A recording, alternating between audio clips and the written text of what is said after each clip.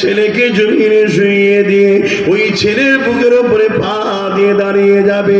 ময়দানে মাশরে এমন পা পাওয়া যাবে, নিজের ছেলেকে জমিনে শুইয়ে দিয়ে তার বুকের উপরে পা দিয়ে দাঁড়িয়ে যাবে।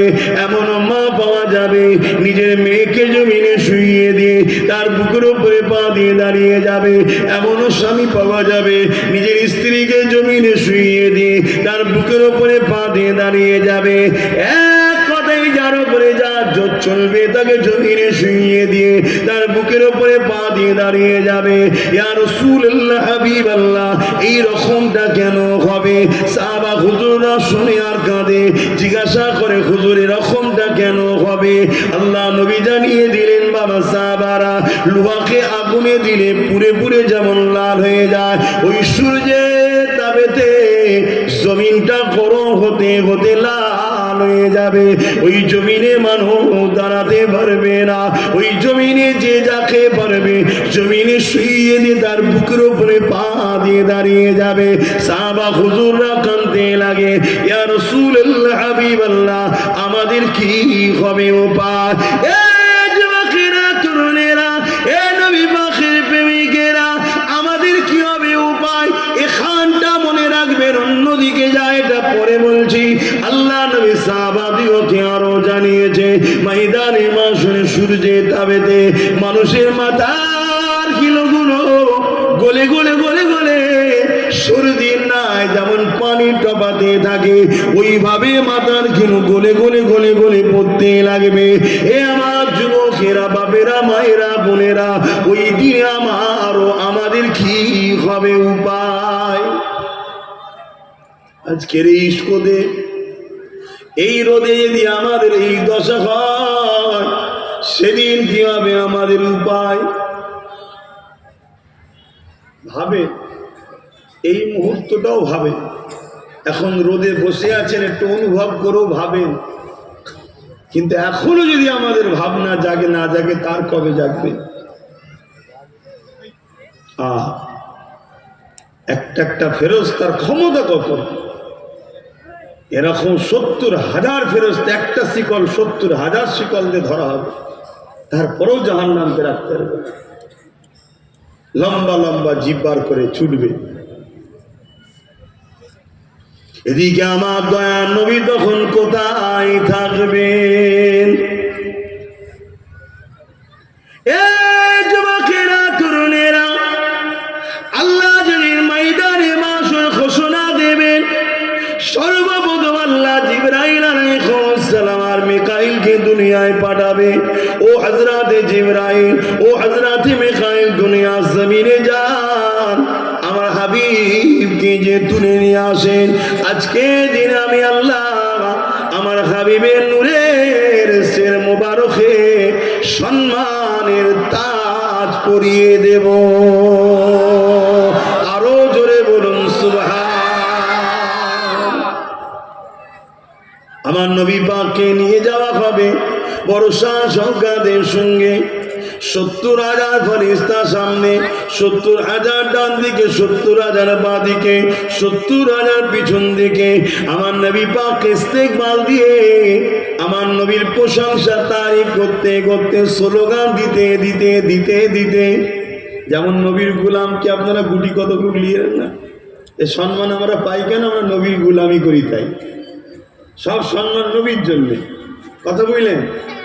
আমার নবীকে ফেরেশতারা ইস্তেকবাল দিয়ে নিয়ে যাচ্ছেন আল্লাহর আরশে আজিমে, নিয়ে গিয়ে সম্মানীয় তক্তায় বসিয়ে আমার আল্লাহ তিনার বন্ধুর শের মোবারকে শাফাআতের তাজ পরিয়ে দেবেন। জোরে বলুন সুবহানাল্লাহ। আর এদিকে জাহান্নামকে নিয়ে এসছেন জিবরাইল। আমার রাসূলের এদিকে শাফাআতের তাজ পরানো হয়েছে, নবী বসে আছে, আর জিবরাইল এবারে হুকুম হয়েছে জাহান্নামকে নিয়ে আসছে। জাহান্নামের গর্জন শুনে, জাহান্নামের গর্জন আওয়াজ শুনে বড় বড় আল্লাহর ওলিরা পর্যন্ত অজ্ঞান হয়ে যাবে। তাহলে তোমার আমার কি হবে? কি বলছি শুনছেন? হায় হায়, নবীকে ভালোবাসো, বাঁচার কোনো রাস্তা নাই নবী ছাড়া।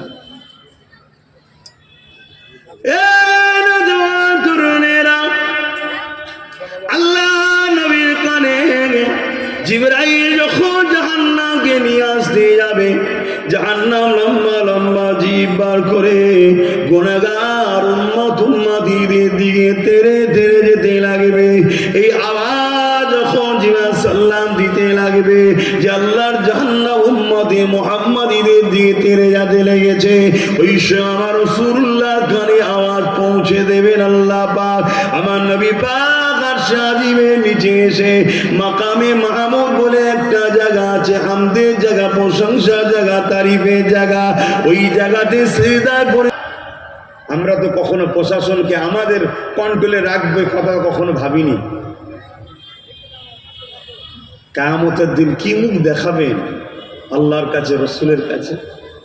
হিসাব হবে বাপ, কারো ছাড় নাই। পীর সাহেব হোক, পীরজাদা হোক, মুফতি হোক, মাওলানা হোক, ইমাম হোক, আলেম হোক, সাধারণ মানুষ হোক, কারো ছাড় নেই। আল্লাহ হিসাব নেবে। বান্দা আমার জমিনে তুই আমার জন্য কি করেছি বল? ওরে আমার বান্দা রে, আমার দিয়া জান দিয়ে, আমার দিয়া পা দিয়ে, হাত দিয়ে আমার রাস্তায় কতটা হেঁটেছি বল? আমার দিয়ে হাত দিয়ে কি করেছি বল? আমার দিয়া তাকত দিয়ে কি করেছি বল? আমার দিয়া জ্ঞান বিবেকটাকে কোন রাস্তায় লাগিয়েছি বল? আমার দিয়া ক্ষমতাকে কাদের পিছনে লাগিয়েছি বল? এ আমার বান্দা বান্দি রে, আমি আল্লাহ ছাড় দিয়েছিলাম, ছেড়ে কিন্তু দিইনি। আজকে সেই বিচারের দিন আমাকে একটু জানা, তোরা আমার দিয়ার জীবনকে কোন রাস্তায় কাটিয়েছিস বল? হিসাব নেবে না নেবে না? এই ছেলে, এই করি আমি তোদের পাল্লাই করে বস না, নিজখানে উঠে দাঁড়িয়ে পড়ছে। কি গো, আল্লাহ ছেড়ে দেবে নাকি? হিসাব নেবে না? কেউ যদি তোমাদের এলাকায় কাউকে দায়িত্ব দেয় বা কিছু অর্থ দেয়, দিয়ে হিসাব লাই না লাই না, ওটা কি খরচ করেছিস বল? আল্লাহ জিন্দেগি দিল, তাকত দিল, ক্ষমতা দিল, যৌবন দিল, দুটো পা দিল, দুটো হাত দিল, কোথায় লাগিয়েছো জিজ্ঞেস করবে না? হ্যাঁ, আমার মসজিদ গুলো বিরান হচ্ছিল, তোরা কি করছিলিস? সেকুলার সাজছিলিস? সেকুলার জিজ্ঞেস করবে না? করবে না? হ্যাঁ,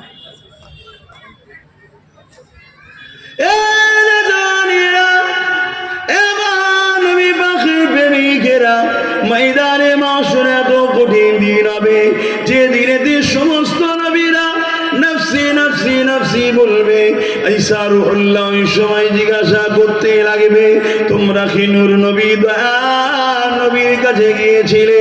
কারণ এই ময়দানে মাশরে কারো কথা চলবে না। এই ময়দানে মাশরে শুধুমাত্র একজনেরই কথা চলবে, তিনি বলেন আমিন আল্লাহ আব্দুল্লাহ দুলাল আল্লাহ দোস্ত নবী মুহাম্মদ রাসূলুল্লাহর কাছে যা।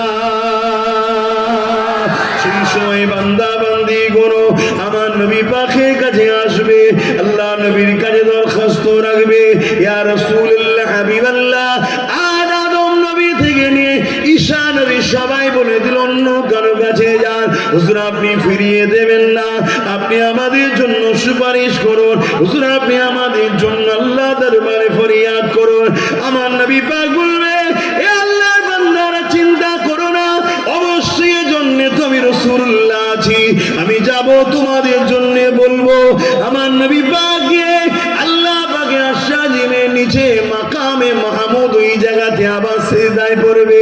সিজদায় পড়ে গিয়ে চোখের পানি ফেলে আল্লাহ দরবারে ফরিয়াদ করতে লাগবে।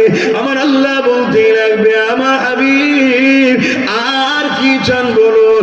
আমার রাসূলুল্লাহ বলতে লাগবে, এ আমার আল্লাহ পাক, আপনার বান্দা বান্দিরা তারা এই ময়দানে মাসু সহ্য করতে পারছে না, তারা বড় আরজু রেখে আমাকে পাঠিয়েছে, আল্লাহ পাক তারা আমাকে পিয়ার করে ভরসা করেছে, তাদেরকে নিরাশ করে দেবেন না।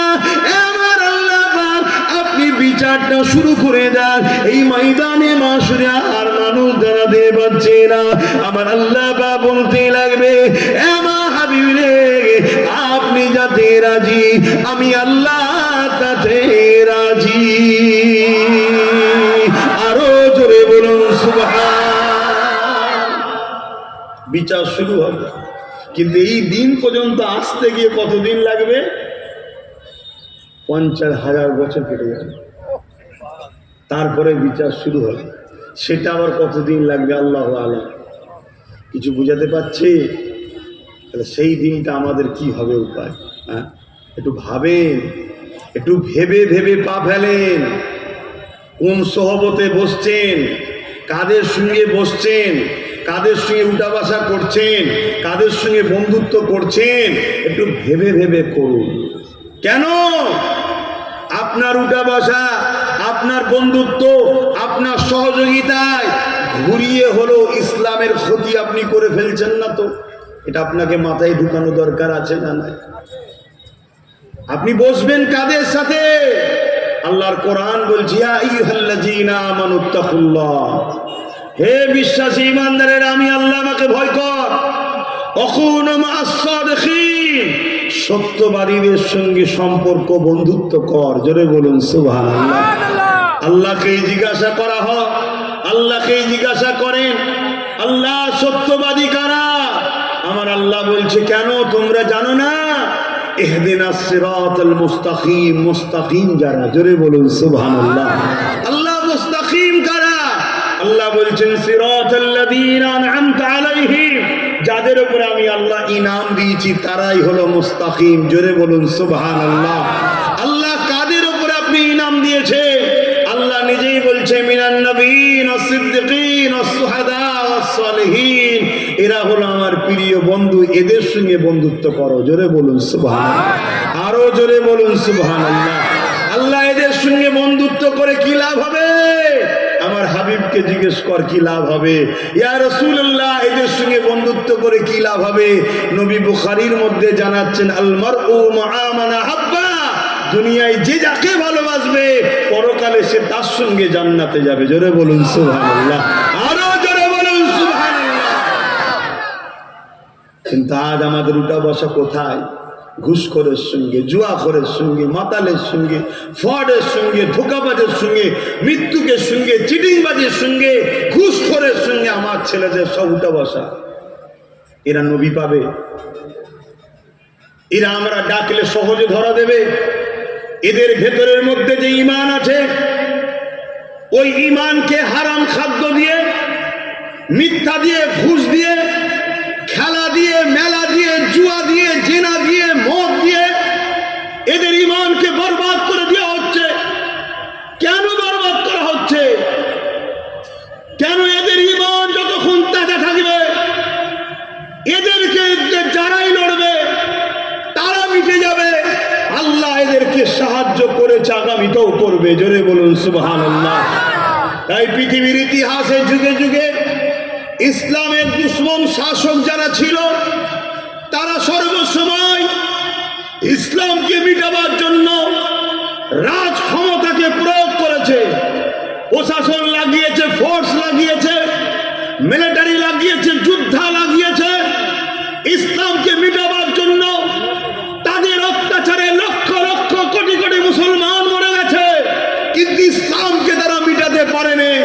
তারা রিসার্চ করে দেখেছে, আরে সব কিছু আমাদের হাতে ক্ষমতা, মিলিটারি আমাদের হাতে, পুলিশ আমাদের হাতে, নেতা লিডার আমাদের হাতে,